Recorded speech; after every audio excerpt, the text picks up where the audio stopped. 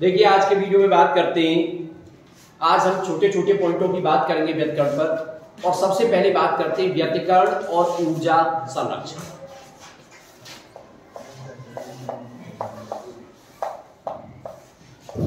व्यतिकरण में ऊर्जा संरक्षण, एनर्जी कंजर्वेशन।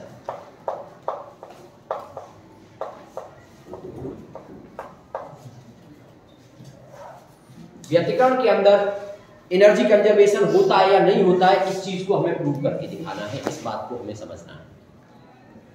अब बात आती है व्यतिकरण की, तो व्यतिकरण दो तरंगों के बीच में हुआ। मान लो पहली तरंग की तीव्रता को हम I1 कह रहे हैं। तीव्रता या एनर्जी एक ही बात है। तीव्रता कहते हैं ऊर्जा पर सेकंड पर यूनिट एरिया पर जो आती है उसको आप तीव्रता कहते हैं। तो बात एक ही है। इसका मतलब अगर हम पहली तरंग की तीव्रता को I1 कहें तो I1 की वैल्यू हो जाएगी KA1 स्क्वायर। ये पहली तरंग की तीव्रता हो गई।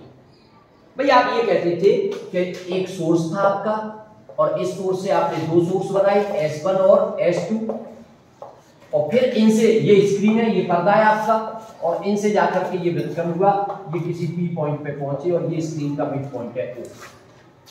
तो एक तरंग तो S1 से जा रही है और एक तरंग आपका S2 से होकर के जा रही है।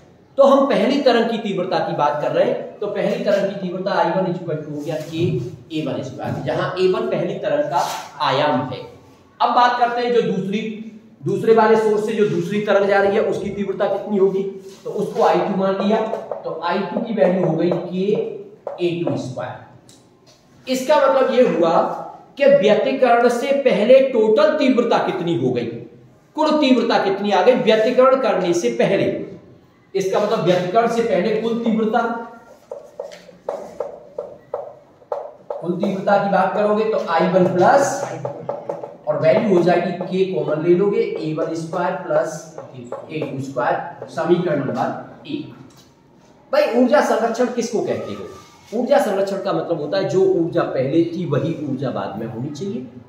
इसका मतलब व्यतिकरण होने से पहले हमने पता लगा लिया कि व्यतिकरण होने से पहले टोटल ऊर्जा कितनी है या तीव्रता कितनी है। अब क्या करें? अब व्यतिकरण के बाद और निकाल लें। अब मान लीजिए व्यतिकरण हो गया, इंटरफियरेंस हो गया। अब जब व्यतिकरण हो जाएगा तो कुछ बिंदुओं पर तीव्रता अधिकतम हो जाएगी और कुछ बिंदुओं पर तीव्रता न्यूनतम हो जाएगी। इसका मतलब अब मैं I मैक्सिमम की बात करें तो व्यतिकरण के बाद जिन बिंदुओं पर तीव्रता अधिकतम हो जाएगी तो उसको I मैक्सिमम कह रहे हैं। तो I मैक्सिमम की वैल्यू के लिए फॉर्मूला हमारा क्या था? KA1 प्लस A2 का होल स्क्वायर। हालांकि तीव्रताओं के हमने कई फॉर्मूले लिखे थे, तीव्रताओं का एक फॉर्मूला जो था वो I1 I2 के पदों में था और एक आयामों के पदों में था। तो हम आयाम के पद वाले फॉर्मूले की बात कर रहे हैं, तो वो हो गया I maximum KA1 plus A2 का होल स्क्वायर। अब बात करते हैं I मिनिमम की, क्योंकि व्यतिकरण के बाद कुछ तो मैक्सिमम बनते हैं और कुछ मिनिमम बनते हैं। इसका मतलब I मिनिमम की वैल्यू कितनी हो गई? KA1 माइनस A2 का होल स्क्वायर। और इसी तरह से बनेंगे क्रम से, एक ब्राइट यानी दीप्त, एक अदीप्त, फिर दीप्त, फिर अदीप्त। इसका मतलब अगर आप टोटल ऊर्जा निकालना चाहोगे तो आपको इनका एवरेज निकालना पड़ेगा। भाई एक जगह दीप्त है, एक जगह अदीप्त है, इसका मतलब आपको टोटल एनर्जी के लिए एवरेज निकालना पड़ेगा। तो अब व्यतिकरण के बाद एवरेज एनर्जी या एवरेज इंटेंसिटी, तो I एवरेज कितना हो जाएगा? I मैक्सिमम और प्लस I मिनिमम अपॉन 2। आप उसका एवरेज निकाल के देख लेंगे कि भाई अब एवरेज तीव्रता कितनी निकल करके आ रही है। वैल्यू कितनी? KA1 प्लस A2 का होल स्क्वायर और प्लस KA1 माइनस A2 का होल स्क्वायर अपॉन 2। देखिए K कॉमन आ रहा है तो K को कॉमन ले लीजिए। K आपका कॉमन आ गया, जो बचेगा वो बचेगा A स्क्वायर और ये B स्क्वायर, लेकिन ये तो होल स्क्वायर खोल देते हैं इनकी। तो जब आप इनके होल स्क्वायर खोलोगे तो K तो कॉमन आ गया, इसमें से बचेगा A1 square plus A2 square plus twice A1 A2।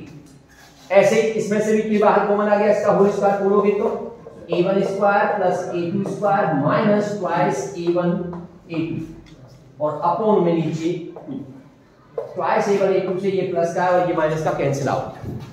A1 square double है और A2 स्क्वायर भी डबल है, तो आप 2 को कॉमन ले लोगे, 2 कॉमन आ जाएगा 2k और ब्रैकेट में a1 square plus a2 square upon में 2 और 2 से 2 कैंसिल आउट। तो एवरेज वैल्यू जो निकल के आ गई आई थी वो निकल के आ गई k a1 square plus a2 square, समीकरण नंबर 2। यानी व्यतिकरण के बाद जो कुल तीव्रता आई एक तरह से एवरेज के रूप में, तो वो ये आई, और व्यतिकरण से पहले वो भी यही। इसका मतलब समीकरण 1 और 2 से आपको क्लियर लग रहा है कि भाई इसमें व्यतिकरण के समय में ऊर्जा का संरक्षण होता है, और वास्तव में ऊर्जा का संरक्षण होता भी है। बस क्या होता है, जहां अदीप्त फ्रिंज बन रही थी वहां की ऊर्जा ट्रांसफर हो जाती है दीप्त की जगह पे। भाई यही तो व्यतिकरण है। व्यतिकरण में क्या था, जब 2 तरंगें आपस में मिलती हैं तो उनके अध्यारोपण के पश्चात ऊर्जा का रीडिस्ट्रीब्यूशन हो जाता है, पुनर्वितरण हो जाता है। ऊर्जा अदीप्त वाली जगह की जो ऊर्जा है वो दीप्त वाली जगह पर ट्रांसफर हो जाती है। तो इस तरह से हमारा इसमें ऊर्जा का संरक्षण रहता है।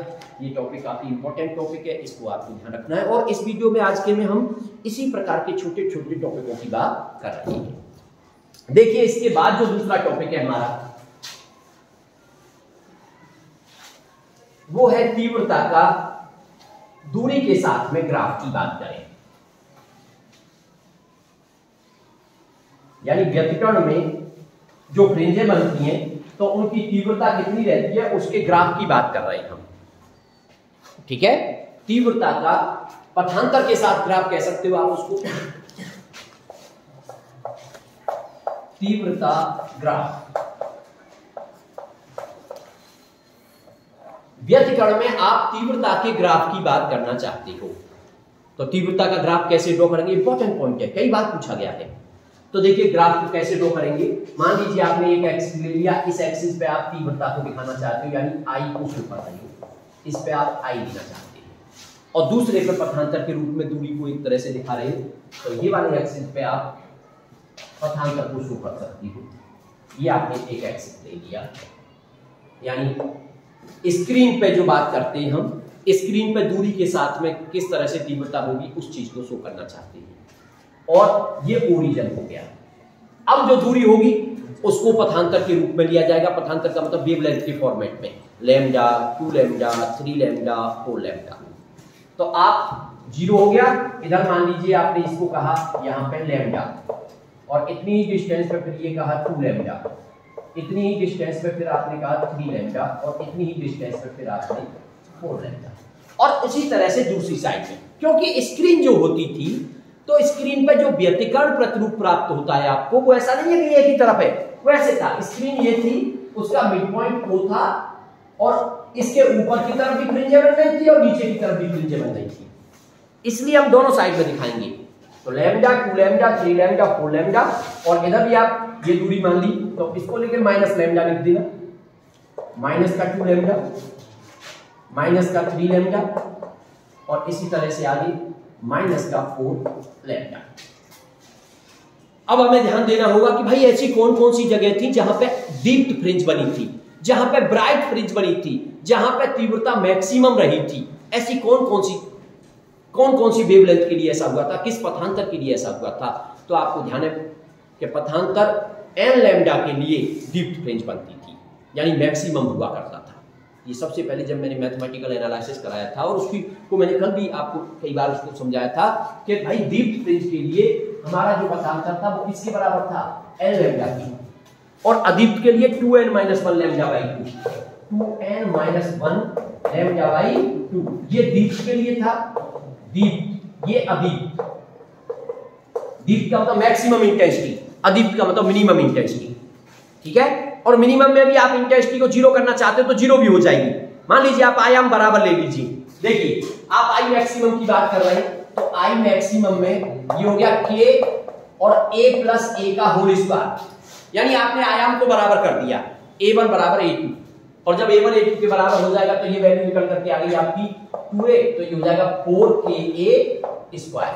ये तीव्रता हो गई सा मैक्सिमम की जगह पे। अब मिनिमम की बात करोगे, आई मिनिमम, तो ये हो गया k और a माइनस a का होल स्क्वायर 0। तो कुल मिला के मिनिमम की जगह पे इंटेंसिटी 0 और मैक्सिमम की जगह पे इंटेंसिटी 4ka स्क्वायर, यानी एक फिक्स वैल्यू हो गई, और इसके लिए हम ग्राफ यहां पे शो करना चाहते हैं। लेकिन मैक्सिमम कहां कहां पर है? मैक्सिमम है n लैम्डा के लिए, जहां n की वैल्यू आप लगाओगे 0 1 2 3 4 डॉट डॉट डॉट। इसका मतलब n की वैल्यू 0 लगाओगे तो 0 हो जाएगा, 1 लगाओगे तो लैम्डा हो जाएगा, 2 लगाओगे तो 2 लैम्डा हो जाएगा, 3 लगाएंगे तो 3 लैम्डा, और इसी तरह से 4 लैम्डा। यानी इनके लिए डीप्थ फ्रिंज बनेगी। डीप्थ फ्रिंज का मतलब मैक्सिमम इंटेंसिटी होगी। तो जहां जहां तो 0 पे इंटेंसिटी मैक्सिमम, मान लो यहां तक मैक्सिमम है, वैल्यू कितनी है 4ka²। लैम्डा पे कहोगे तो लैम्डा पे भी मैक्सिमम है भाई। इस पे भी आप चाहो तो ऐसे डॉट डॉट करके ये दिखा सकते हो जिससे फिगर बनाने में कोई गलती ना हो। 2 लैम्डा पे भी कैसी होगी? मैक्सिमम होगी भाई, ये भी ऊपर दिखा दिया आपने।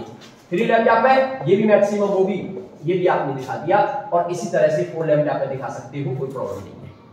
और इसी प्रकार से माइनस के लैम्डा पे भी मैक्सिमम दिखा सकते हो, माइनस के 2 लैम्डा पर भी मैक्सिमम, माइनस के 3 लैम्डा पर, माइनस के 4 लैम्डा पर। चाहो तो 3 तक ही करके दिखा देना, कोई प्रॉब्लम नहीं है। और वो भी मैक्सिमम हमारी कितनी है 4ka²। वो एक वैल्यू है, उससे कोई फर्क नहीं पड़ता, जहां तक आपका मन करे वहां तक उसको रख लीजिए फिक्स। और सबसे बड़ी बात, इसको एक लाइन और खींच देना जिससे आप ग्राफ को उससे ऊपर न ले जाएं। सभी में ग्राफ आप पूछ सकते हैं, ये डॉट डॉट ग्राफ नहीं है, ये तो ग्राफ खींचने के लिए आप एक तरह से एक फॉर्मेट बना रहे हो जिससे हमारा ग्राफ गलत ना हो। अब बात आती है कि भाई दीप्त वाला तो हमने पता लगा लिया। दीप्त तो ये जो लैम्डा 2 लैम्डा 3 लैम्डा 4 लैम्डा और 0 पे है, ये दीप्त बनेगी, यानी इंटेंसिटी मैक्सिमम जाएगी। अब मिनिमम कहां है? तो मिनिमम 2n - 1 लैम्डा/2, लेकिन n की वैल्यू यहां शुरू होती थी 1 2 3 4, और जब आप यहां 1 2 3 4 लगाओगे तो ये आएगा λ/2, 3 λ/2, 4 λ/2, 5 λ/2, और इसी तरह से। इसका मतलब 0 और लैम्डा के बीच में एक लाइन आएगी जिसको कहोगे λ/2। यहां पे आएगा 3 λ/2, यहां आएगा 5 λ/2, यहां पे आएगा 7 λ/2, देख रहे हो ना।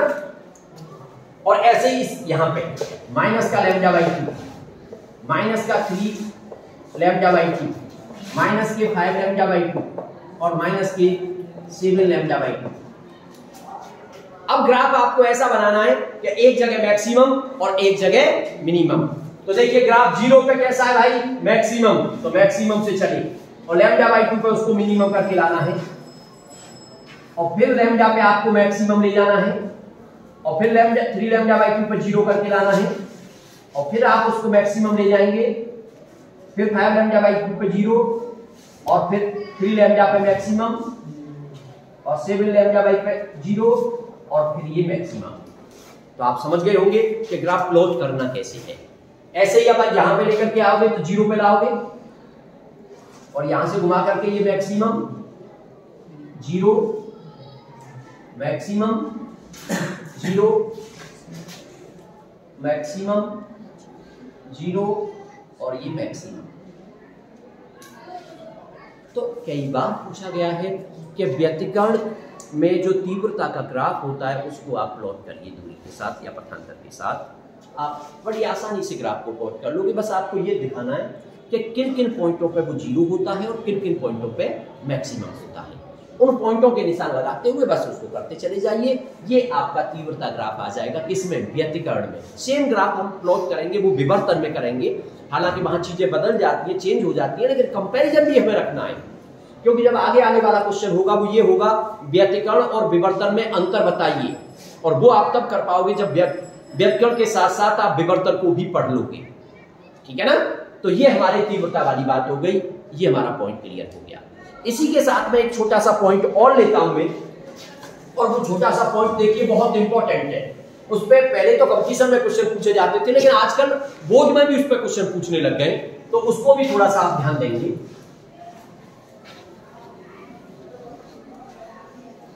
और वो है किसी भी बिंदु पर तीव्रता निकालने का। यानी व्यतिकरण में हम किसी बिंदु पर तीव्रता निकालना चाहते हैं। व्यतिकरण में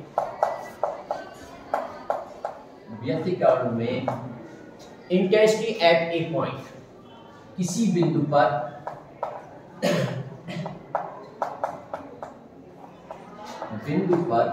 तीव्रता।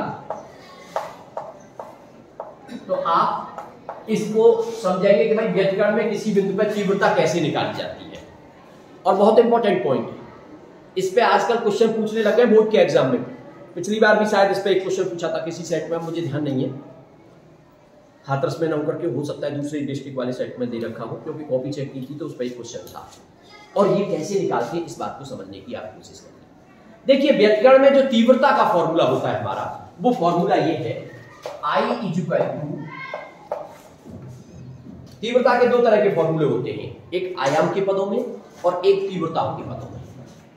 तो I इक्वल टू के, अगर आप आयाम के पदों में उसको लेना चाहते हो तो a1 square plus a2 square plus twice a1 a2 cos phi, यानी आपने आयाम की वैल्यू को यहां पे लगा दिया। तो ये जो इंटेंसिटी का फॉर्मूला आया आपका आयाम के पदों में आ गया, आपने r स्क्वायर की वैल्यू को यहां पे पुट कर दिया।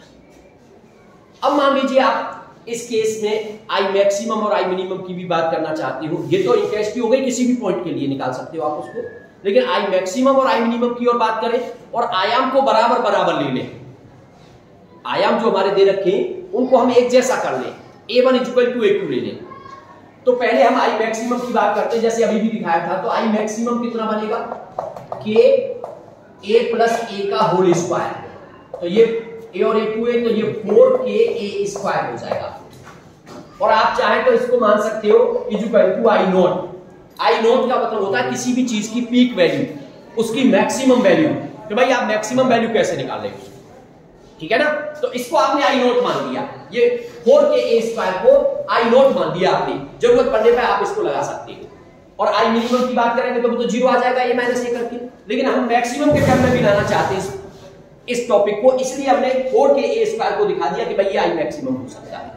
हम किसी भी पॉइंट पर, देखिए पॉइंट, अब आप कहोगे कि सर क्वेश्चन कैसे आएगा। क्वेश्चन वास्तव में दो तरीके से आता है। वो ये पूछता है कि इतने पथांतर पे बताओ क्या होगी तीव्रता, और या फिर कहता है इतने कलांतर पे बताओ क्या होगी तीव्रता। तो कलांतर वाला क्वेश्चन तो सिंपल है, आप फाई की जगह लगा दोगे उसको, लेकिन पथांतर वाला क्वेश्चन है तो हमें कलांतर को पथांतर में बदलना होगा, और उसके लिए हमारे पास फॉर्मूला होता था phi equal to 2 pi upon lambda और इनटू x। यहां से हम कलांतर को पथांतर में और पथांतर को कलांतर में कन्वर्ट कर सकते हैं, ठीक है। फाई हमारा कलांतर है और x हमारा पथांतर है। अब क्या होगा भाई, हम उसके लिए फॉर्मूला निकालना चाहते हैं और हमने क्या पुट कर लिया है, a1 और a2 को बराबर मान लिया है।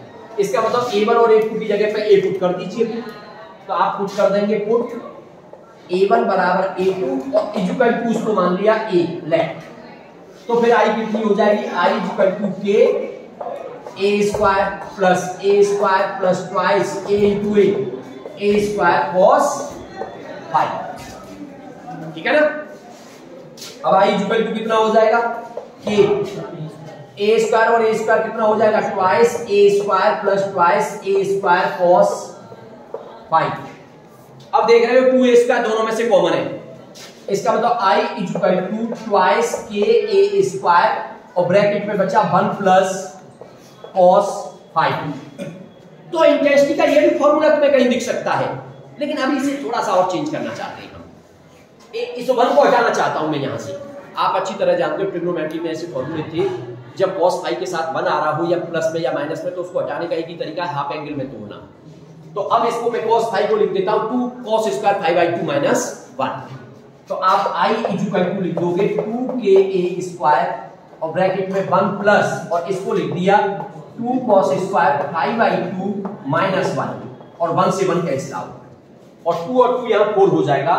तो I की वैल्यू आपकी आ गई 4k a स्क्वायर और cos स्क्वायर फाई बाई 2। ये आपका फॉर्मूला निकल करके आ गया। यानी किसी भी बिंदु पर इंटेंसिटी का तीव्रता निकालने का ये एक सूत्र निकल करके आ गया है। आप इसकी हेल्प से कहीं भी तीव्रता निकाल सकते हो, और चाहो तो 4k a स्क्वायर को आपने क्या मान लिया है, मैक्सिमम इंटेंसिटी I नॉट। तो आपका फॉर्मूला बन गया I equal to I naught, ये I नॉट हो गया cos स्क्वायर फाई बाई 2। इस फॉर्मूले से आप किसी भी बिंदु पर तीव्रता ज्ञात कर सकते हो व्यतिकरण में। अब आपको केवल किसकी जरूरत पड़ेगी, फाई की जरूरत पड़ेगी, केवल फाई की जरूरत पड़ेगी आपको, ठीक है। फाई होगा कलांतर। अगर आपको कलांतर गिवन है, आप I की वैल्यू को कैलकुलेट कर लोगे। अब बात आती है कुछ क्वेश्चन कैसे पूछे जाते हैं। कुछ क्वेश्चन ऐसे पूछे जाएंगे आपसे, वहां कलांतर नहीं देगा, वहां पथांतर देगा।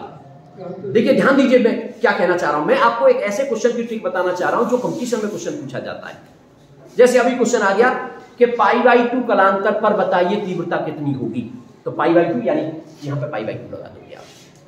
अभी आ जाए कि 60 डिग्री पर कितनी होगी, तो 60 डिग्री आप यहां 60 डिग्री लगा दोगे, तो 60/2 यानी 30 डिग्री, cos 30 की वैल्यू निकाल के स्क्वायर करके सॉल्व कर लोगे।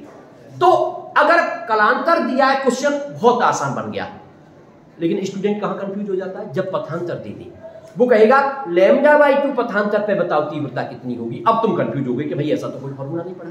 कोई परेशानी नहीं है, फॉर्मूला यही है। केवल आपको क्या करना है, जब वो ये कहते हैं कि λ/2 पथांतर पे बताओ, तो आप पहले इस फॉर्मूले को लगाओगे और यहां से x की जगह पे λ/2 लगा करके φ 2π/λ और इनटू λ/2, लैम्डा से लैम्डा 2 से 2, तो फाई की वैल्यू पाई आ गई। तो यहां से आप कलांतर निकाल लोगे पहले। यानी जब आपको पथांतर दिया हो तो आपका सबसे पहला काम यह है कि उस पथांतर से पहले आप कलांतर निकाल लो इस फॉर्मूले की हेल्प से, और उसके बाद जब कलांतर आ जाए तब फिर आप इस वाले फॉर्मूले में उसको पुट करके तब वहां उस बिंदु पर तीव्रता को कैलकुलेट कर सकते हो। तो इस तरह से देखिए छोटे छोटे टॉपिकों में मैंने 3 बातें आपको बता दी, ठीक है ना। यानी एक तो व्यतकर्ण में ऊर्जा संरक्षण की बात की, दूसरा हमने व्यतकर्ण में तीव्रता का जो ग्राफ होता है उसको ड्रॉ करने की बात की, और तीसरा किसी भी बिंदु पर तीव्रता कैसे निकाली जाती है ये वाली बात की। एक पॉइंट और बात करना चाहेंगे और वो पॉइंट है एक सस्टेन्ड इंटरफियरेंस। बहुत इंपॉर्टेंट टॉपिक है, अक्सर ये 4-5 पॉइंट है इसमें, वो आपसे पूछ लिए जाते हैं कि सस्टेन्ड इंटरफियरेंस पैटर्न के लिए क्या कंडीशन होती है। थ्योरेटिकल है पूरा। सस्टेन्ड इंटरफियरेंस पैटर्न का मतलब क्या है? सस्टेन्ड इंटरफियरेंस पैटर्न का मतलब है एक सुस्पष्ट व्यतिकरण प्रतिरूप कैसे प्राप्त किया जाता है। यानी एक सुस्पष्ट व्यतिकरण प्रतिरूप प्राप्त करने की कंडीशन क्या होनी चाहिए, क्या क्या वहां पर ऐसा होना चाहिए कि आपको जो व्यतिकरण प्रतिरूप प्राप्त हो रहा है वो बिल्कुल एकदम साफ होना चाहिए, एकदम क्लियर होना चाहिए, जिससे कि आप उसको अच्छी तरीके से देख सकें। तो ये कंडीशंस पूछी जाती है, तो उसके लिए क्या कंडीशन है इसको थोड़ा ध्यान दीजिए।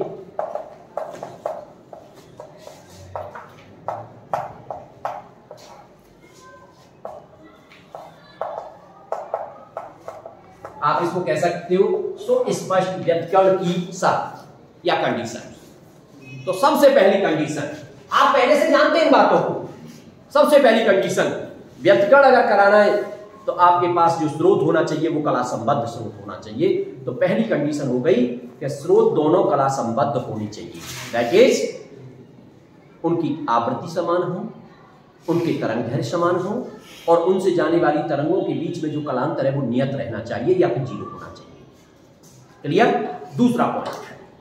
दूसरा पॉइंट भी अपने आप में बहुत इंपॉर्टेंट है, हालांकि वो एक्सप्लेन भी हो चुका है, उसको मैं क्लियर कर देता हूं कि ये जो दोनों तरंगें होती हैं उनके आयाम लगभग बराबर या एकदम बराबर होने चाहिए। अब आप इस बात को थोड़ा समझने की कोशिश करना कि आयाम को पहला तो कला संबद्ध स्रोत, कला संबद्ध स्रोत की बात की जा रही है पहले पॉइंट में। दूसरे में A1 = नियरली A2 एकदम बराबर हो जाए तो बहुत ही अच्छा है, और एकदम बराबर नहीं है तो क्लोज होने चाहिए, उनमें बहुत ज्यादा गैप नहीं होना चाहिए। क्यों नहीं होना चाहिए इस बात को समझने की कोशिश करिए। अगर एकदम बराबर हो जाएंगे तो I मैक्सिमम की जगह पे आएगा K A+A का होल स्क्वायर = 4KA², और I मिनिमम की जगह पे आएगा K A-A का होल स्क्वायर = 0। आप कहोगे सर इससे क्या फायदा होगा? फायदा होगा बहुत। क्यों? क्योंकि इससे यह फायदा हुआ जहां दीप्त फ्रिंज बनेगी वहां पर एकदम लाइट होगी, एकदम चमकीली होगी, ब्राइट होगी एकदम वो। लेकिन जहां अदीप्त फ्रिंज बनेगी वहां पर तीव्रता 0 हो जाएगी, तो वहां एकदम अंधेरा होगा। तो पैटर्न क्लियर दिखेगा, जहां दीप्त वहां एकदम लाइट, जहां अदीप्त वहां एकदम अंधेरा, तो पैटर्न साफ दिखेगा। या एक पास में हो, पास में होने का मतलब है इनकी वैल्यू एक दूसरे के पास हो। वैल्यू पास होने से क्या होता है, I मैक्सिमम की वैल्यू ज्यादा हो जाती है और मिनिमम की वैल्यू बहुत कम हो जाती है। जैसे आपने आयाम A को ले लिया 7 और इसको ले लिया 6, तो 7 × 42, तो 42 का होल स्क्वायर करोगे, समझ गए कितना आएगा। और यहां पे 7 - 6 तो 1 बचेगा KA², यानी इसकी जगह पे तो खाली KA² और वहां पे 42 के होल स्क्वायर के साथ में KA²। तो समझ गए ना, वो बहुत ज्यादा हो गई, ये बहुत कम हो गई भाई, अल्ट्रा समझ गए ना। इसका मतलब जहां डार्क बनेगी वहां थोड़ी सी इंटेंसिटी है, लेकिन ब्राइट बनेगी वहां ज्यादा सी इंटेंसिटी है। लेकिन कब है? जब इनमें ये दोनों पास पास हैं आयाम, और आपने सोचा कि भाई आयाम को हम तो दूर दूर कर देते हैं। आयाम को आपने ले लिया, A1 को ले लिया 8 और A2 को ले लिया 1। अब देखो क्या होगा, अब क्या होगा, आई मैक्सिमम की जगह पे आएगा आपका K 8 प्लस 1 का होल स्क्वायर। ये तो यहां से हट गया था, इसी का होल स्क्वायर आ रहा था, एक को हटा देना, कोई दिक्कत नहीं है। तो 8 और 1 9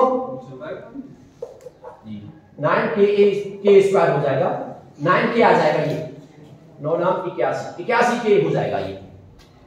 लेकिन आप आई मिनिमम जब निकालोगे तो आई मिनिमम हो जाएगा 8 माइनस 1, तो इसका होल स्क्वायर, और ये 49K हो जाएगा। अब बात को समझने की कोशिश करो, मैं क्या बताना चाह रहा हूं। क्या हुआ, यानी जहां तीव्रता हम न्यूनतम कहते थे वहां भी तीव्रता की वैल्यू बहुत कम नहीं है, वहां 49K है, और जहां अधिकतम थी वहां 81 की है। आप डिफरेंस नहीं कर पाओगे। जब दो बैंड ऐसे दिखेंगे, एक जगह पर तीव्रता 81 के, एक जगह पर 49K, आप डिफरेंस नहीं कर पाओगे। उन बैंडों को अलग अलग करके देखना बड़ा आसान नहीं होगा आपके लिए। तो आसान कब होगा?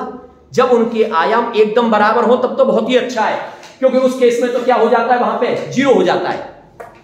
इसलिए कहा जाता है कि सस्टेन्ड इंटरफियरेंस पैटर्न के लिए, एक सुस्पष्ट व्यतिकरण प्रतिरूप प्राप्त करने के लिए आयाम बराबर या फिर लगभग बराबर होने चाहिए, उनका गैप बहुत ज्यादा नहीं होना चाहिए। तीसरा पॉइंट और आप एक ध्यान दीजिए, तीसरे पॉइंट बहुत इंपॉर्टेंट है वो भी अपने आप में, कि यहां पर जो दोनों स्रोत लिए ना आपने, दोनों स्रोत कौन से लिए थे इसमें, यानी S1 और S2, इनके बीच की जो दूरी होती है वो बहुत कम होनी चाहिए। इनके बीच की जो दूरी है, अब कम होने से फायदा क्या होगा भाई? कल आपने फ्रिंज विड्थ का फॉर्मूला ड्राइव किया था, beta equal to D lambda upon d. हम चाहते हैं एक बैंड चौड़ा बैंड बने, चाहते हैं ना भाई, तभी तो पता चलेगा। बैंड इतने छोटे हो जाएंगे, ओवरलैपिंग होने लग जाए, दिखे ही ना, तो फिर कैसे पता चलेगा? अब चौड़ा बैंड बनने के लिए डी का मान क्या होना चाहिए? कम, और डी का मान कम रहेगा तो बीटा ज्यादा आएगा। इसलिए सस्टेन्ड इंटरफियरेंस पैटर्न के लिए ये शर्त होनी चाहिए कि भाई D1 और यानी S1 और S2 जो दोनों स्रोत है हमारे, वो बहुत क्लोज होने चाहिए, और उनके बीच की दूरी जो D है वो एक तरह से कम होनी चाहिए। और आपको मैंने बताया भी था, जब न्यूमेरिकल आएंगे तो ये दूरी आपको मिलीमीटर में मिला करेगी, सही है ना? तो ये चीज ध्यान रखनी है। चौथा एक और पॉइंट आपको ध्यान रखना है, और वो पॉइंट क्या है, ये जो स्रोत है ना, ये जो स्रोत बन रहे हैं आपके S1 और S2 जिनको कह रहे हो, ये संकीर्ण होने चाहिए, ये बहुत बारीक होने चाहिए।